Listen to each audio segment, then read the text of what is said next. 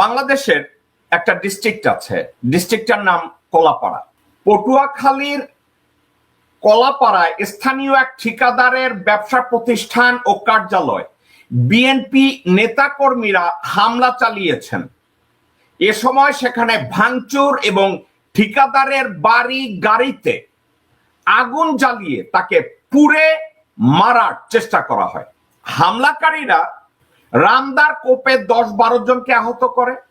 গত মঙ্গলবার সকাল 10:30টায় থেকে দুপুর 12টা পর্যন্ত উপজেলার ধানখালী ইউনিয়নের মরিচ বুনিয়ায় এ ঘটনা ঘটে। স্থানীয় বিদ্যুৎ উৎপাদনকারী প্রতিষ্ঠান আরপিসিএল নরিনকো ইন্টারন্যাশনাল পাওয়ার কোম্পানি লিমিটেডের কয়লা খালাসের জেটি ঘাটে শ্রমিক সরবরাহ ও আধিপত্য বিস্তারকে কেন্দ্র করে ঠিকাদার শাহিন মির্জার প্রতিষ্ঠানে এই হামলা করা হয়। শাহিন বিদ্যুৎ কেন্দ্রটিতে শ্রমিক সহ বিভিন্ন পণ্য সরবরাহ করার কাজে যুক্ত। আহতদের মধ্যে আছেন স্থানীয় বাসিন্দা দোলন মৃধা, মিরাজ হোসেন, শাহিনের গাড়ি চালক রানা। তারা পার্শ্ববর্তী উপজেলা আমতলীতে চিকিৎসার জন্য গিয়েছে বলে জানানো হয়েছে। হামলার নেতৃত্ব দেয় কলাপাড়া বিএনপির সাংগঠনিক সম্পাদক কামরুজ্জামান কাজল তালুকদার। তার সঙ্গে ছিল ধানখালী ইউনিয়নের বিএনপির সাধারণ সম্পাদক ফিরোজ তালুকদার, বিএনপি নেতা বশির মৃধা, হানিফ মেম্বার সহ তার অনুসারীরা। এছাড়া হামলার ইন্ধনদাতা হিসাবে বিএনপির কেন্দ্রীয় কমিটির প্রশিক্ষণ বিষয়ক সম্পাদক এবিএম মোশাররফ হোসেন ও স্বেচ্ছাসেবক দলের কেন্দ্রীয় কমিটির যুগ্ম সম্পাদক আমিনুল ইসলাম মহসিনও এর সাথে জড়িত। বিএনপি এখন সরকার চালায় না। গত 17 বছরে স্বৈরাচার পতনে হাসিনাকে ক্ষমতা থেকে বের করার জন্য, ভারতীয় আধিপত্যবাদকে প্রতিহত করার জন্য বিএনপি ছিল 00 পাওয়া একটা ফেলিউর। সরকার পরিবর্তন করা তো দূরে থাক, গণতন্ত্র পুনরুদ্ধার করা তো দূরে থাক, দেশের একটা সবল রাজনীতি করার ক্ষেত্রে বিএনপির ব্যর্থতা আকাশ সমান, হিমালয়ের মতো। গত 15 বছরে বিএনপি স্বৈরাচারকে সহায়তা করেছে। গোরখোদক আব্বাস বিএনপির সাথে কাজ করেছে। হাফ হিন্দু হাফ মুসলমান মির্জা ফাক আওয়ামী লীগ করেছে। আওয়ামী লীগের ধ্বংসযজ্ঞের সাথে সমর্থন দিয়েছে, ইন্ধন জুগিয়েছে। বেগম খালেদা জিয়ার বাসার সামনে যখন বালু ট্রাক রেখেছে, ওই বালু ট্রাক তারা সরাতে পারে না। বেগম জিয়াকে অন্যায়ভাবে যখন হাজতে পাঠিয়েছে, সেখানে তারা বেগম জিয়ার জন্য সারা দেশে একটা হরতাল করতে পারে নাই। গণতন্ত্র পুনরুদ্ধারের জন্য তারা কিছুই করতে পারে নাই। কিন্তু আজকের তারা সরকার না চালালেও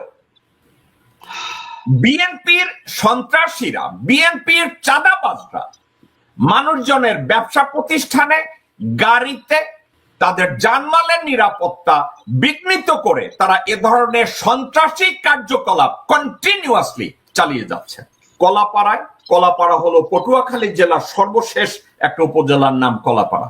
এই কলাপাড়ায় বিএনপির সেন্ট্রাল কমিটি থেকে শুরু করে আপনি চিন্তা করে দেখেন, কলাপাড়া বিএনপির সাংগঠনিক সম্পাদক কামরুজ্জামান কাজল তালুকদার, সাধারণ সম্পাদক ফিরোজ তালুকদার, বশির মৃধা, হানিফ মেম্বার এবং বিএনপি সেন্ট্রাল কমিটির মোশাররফ হোসেন এবং স্বেচ্ছাসেবক দলের আমিনুল ইসলাম মহসিন এর সাথে জড়িত। মজার কথা, বিএনপি কিন্তু এখনো সরকার গঠন করে নাই। বিএনপি কিন্তু জনগণের ম্যান্ডেট নেয় নাই। বিএনপি বলে নির্বাচন হলে তারাই হবে নির্বাচিত দল, তারাই সরকার গঠন করবে তাদের। এখন বিএনপি এখন পর্যন্ত ক্ষমতায় নাই। ক্ষমতায় আসার আগেই তারা মানুষের ঘরে আগুন দেয়, বাসে আগুন দেয়। এখানে কোনো হরতাল নাই, খালি চাঁদা দেয় নাই। শুধু চাঁদা দেয় নাই, এই জন্য আগুন দিয়ে দিতেছে, ঘরে আগুন দিয়ে দিতেছে, বাসে আগুন দিয়ে দিতেছে, দিয়ে কি করতেছে, মাসল দেখাইতেছে। তাইলে এই বিএনপিকে কি করে আপনি আমি ভবিষ্যতে ভোট দেব? এবং আমরা বলবো they are one of the legitimate party, political party, they would govern Bangladesh successfully, আমরা এই কথাটা কি করে বলতে পারি? আওয়ামী লীগ ক্ষমতায় যাওয়ার আগে লগি বৈঠা দিয়া মানুষ মারছে, আর বিএনপি ক্ষমতায় যাওয়ার আগেই চাঁদা না দেওয়ার জন্য ঘরে আগুন দেয়, গাড়িতে আগুন দেয়, ব্যবসা প্রতিষ্ঠানে আগুন দেয়। অ্যাডভোকেট কাজী আব্দুল্লাহ আল মামুন, ক্ষমতায় থাকলে স্বৈরাচার হয়, কিন্তু বিএনপির এই তৎপরতাটাকে আপনি কিভাবে দেখেন? ধন্যবাদ জাগো মিটন ভাই। এটা আসলে আমরা তো খুব তাড়াতাড়ি ভুলে যাই অতীত ঘটনাগুলো। বিএনপিতে তো আমরা দেখেছি যখন তারা ক্ষমতায় থাকে তখন এক ধরনের আচরণ হয়, আবার যখন ক্ষমতা বাইরে যায় এক ধরনের আচরণ হয়। আওয়ামী লীগেরও তাই। এই দুইটা পার্টি যখন এই পরিবারতান্ত্রিক ভাবে একই সিস্টেমে এই মাফিয়াতান্ত্রিক নির্বাচন, অর্থ অস্ত্র নিয়ন্ত্রিত এবং এই ভোট কেন্দ্র দখল নিয়ে যে মানুষ দেখেছে মার্কা কেনা বেচা, তো তারা ধরেই নিতে পারে যে এখন আওয়ামী লীগ নাই, এক ধরনের নিষিদ্ধ ঘোষণা প্রজ্ঞাপ্ত হয়েছে যে তারা অ্যাক্টিভিটিস করতে পারবে না, কিন্তু এই লোকগুলো আছে। এখন বিএনপি যেমন ভারত বিরোধীর নামে ক্ষমতায় যে ওই ভারত প্রীতির পরিচয় দেয়, এইটা মানুষ অভ্যস্ত, কিন্তু জনগণের যে সংগঠিত শক্তি যেটা নাকি আমরা দেখেছি জুলাই আগস্টের মধ্য দিয়ে, তখন না কিন্তু বিএনপিকে তারা রিজেক্ট করেছিল, জামাতকে রিজেক্ট করেছিল, এছাড়া যত রাজনৈতিক দলগুলো ছিল। এই কারণে আন্দোলন হয় নাই। কিন্তু সাধারণ ছাত্ররা যখন এই বৈষম্য বিরোধী আন্দোলন করলো, পরবর্তীতে সাধারণ জনগণ এটার সাথে সম্পৃক্ত হলো, নিপীড়নের বিরুদ্ধে আবু সাইদের জেনারেশন দাঁড়ায় গেল, তখন কিন্তু দল থাকে নাই, নেতৃত্ব থাকে নাই, সেখানেও বিএনপির কোনো ভূমিকা ছিল না। পরবর্তীতে আপনার যখন আমরা দেখলাম কাশিম বাজারের কুটির মতো ক্যান্টনমেন্টে জেনারেল ওয়াকারের নেতৃত্বে এই বিএনপি, গং এবং জামাতের নেতৃবৃন্দ তারা সবাই যখন আলোচনায় গেল, তখনই আমরা বলেছি এটা আন্দোলন বেহাত হয়ে গেছে। যার কারণে এখন ভারত নির্দেশিত সমস্ত কার্যকলাপ করছে, যে যত দিন যাবে বিএনপি কে জনগণের মুখোমুখি দাঁড় করানো হবে। বিএনপিও মনে করতেছে যে ভারত তো আমাদের সাথে আছে, কাজেই ভারত বিরোধী রাজনীতি আর ভারত ভীতি রাজনীতি এটা বিএনপি পরিষ্কৃত হয়ে গেছে। এখন প্রশ্ন হলো যে আজকে যে আন্দোলনটা হলো সেটার কোনো নেতৃত্ব ছিল না বলেই আপনার ক্যান্টনমেন্টের ভিতরে যখন নাকি মানে সাধারণ সিপাহী এবং জুনিয়র অফিসারদের একটা দরবার ডাকলো ৩রা অগাস্টে, তখন কিন্তু তারা জনগণের পক্ষ নিয়েছিল। এটা মনে হয় আরেকটা দ্বিতীয় পর্বের মুক্তিযুদ্ধের একটা অংশ, যেখানে জিয়া রহমান যখন রাজনৈতিক দলের কোনো উপস্থিতি ছিল না, সেইখানে শেখ মুজিব সারেন্ডার করে, তখন জিয়া রহমান যে আশার আলো জ্বালিয়েছিল, তখনই মানুষ যখন বুঝে গেছে যে এই আর্মির ভিতরে জুনিয়র অফিসাররা তারা আন্দোলনের সাথে আছে, তারা গুলি চালাতে অস্বীকার করছে, চিটাগংয়ে জিওসি আর অনেকেই এটা ব্যবহার, তখন হাসিনা বুঝে গেছে তাদের অবস্থা, ভারতও বুঝে গেছে। তাহলে এই আন্দোলনের সমগ্র ফসল, সমগ্র এই জনগণই কিন্তু এই বিপ্লবের নায়ক। তাহলে ব্যাপারটা এখন বিএনপি কে নিয়ে যদি দিল্লি ওই কার্ড খেলে, জামাতকে নিয়ে কার্ড খেলে, জনগণ বিভ্রান্ত হবে। কাজে জনগণ এখন ডক্টর ইউনূসকে ছাত্রদের পক্ষ থেকে বিশেষ অবস্থায় প্রস্তাব করেছে। ডক্টর ইউনূসকে নিয়ে আপনি অনেক আগেই প্রস্তাব করেছিলেন।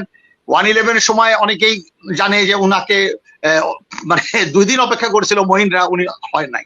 মানুষ তার সঙ্গে ধারণা করেছে যে এই একটা ব্যক্তি যার কোনো লোভ সংবর নাই। কাজে বিশেষ অবস্থায় সেখানে জনগণ তৈরি, জনগণ অ্যাডভান্স হয়ে গেছে, কোনো নেতা নাই। যেরকম শেখ মুজিব জনগণকে মৃত্যুমুখে ঠেলে দিয়ে সে সারেন্ডার করছে। মাওলানা ভাসানী মনে করছিলেন যে ভারতে হয়ে লন্ডনে এসে প্রবাসী বিপ্লব সরকার ঘোষণা করবে, কিন্তু সেই সুযোগ হয় নাই, তাকে গ্রেফতার করেছে। আজকে সেই একই অবস্থা, কিন্তু জনগণ কখনো ভুল করে না। এখন বিএনপি যদি মনে করে যে আবার ভারত, আবার ওয়াকার গংরা তাকে ক্ষমতায় বসাবে, এটা ভুল ধারণা। এখনো শোনা যায় বাতাসে, আমরা বলি যে বাতাসে বারুদের গন্ধ পাওয়া যাচ্ছে। যে কোনো দিন আপনার ওয়াকার নাকি আবার সামরিক সরকার, আনুষ্ঠানিকভাবে সামরিক সরকার ঘোষণা করবে, যদিও সেই দুরাশা যেন তারা না করে। জনগণ বুঝে গেছে যে এখন ভয়কে জয় করে জনগণ আগায় যাবে। কাজে বিএনপি কে বোঝা উচিত যে বিএনপি কে যে ওয়াকার যে কোনো বাধা সৃষ্টি করতেছে না, বরঞ্চ শোনা যায় যে আর্মির যে মিনিস্টার পাওয়ার আবার রিনিউ করেছে, কিন্তু কার্যত কোনো ফাংশন করছে না। অর্থাৎ 9 মাস হয়ে গেছে, সেখানে তারা বিএনপি কে দেখাচ্ছে দেখো ব্যর্থ রাষ্ট্র, ব্যর্থ রাষ্ট্র।